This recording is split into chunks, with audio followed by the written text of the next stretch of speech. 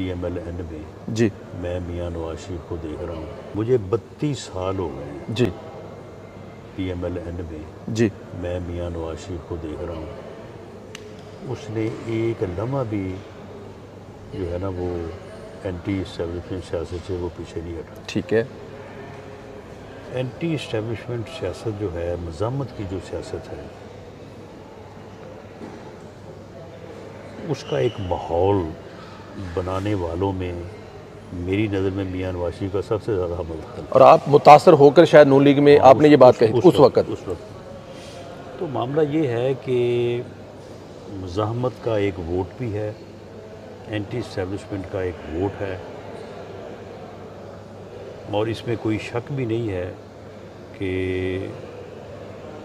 جو اسٹیبلشمنٹ کا رویہ رہا ہے اس ملک میں، اس کی وجہ سے جو ہے وہ ملک کو نقصان پہنچا.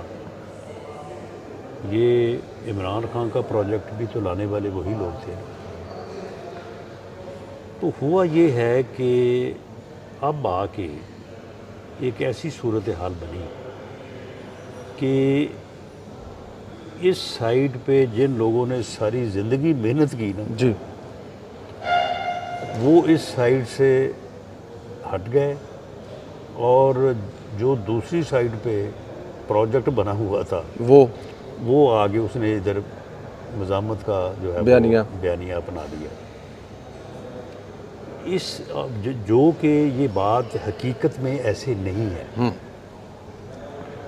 اس نے کوئی مزاحمت کا بیانیہ نہیں اپنایا. اس نے وہ سائفر والا، امریکہ والا، یہ سارے فراڈ کر کے لوگوں کو اس نے جو ہے وہ ایک غلط طور پہ تاثر قائم کرنے کی جو ہے وہ کوشش کی.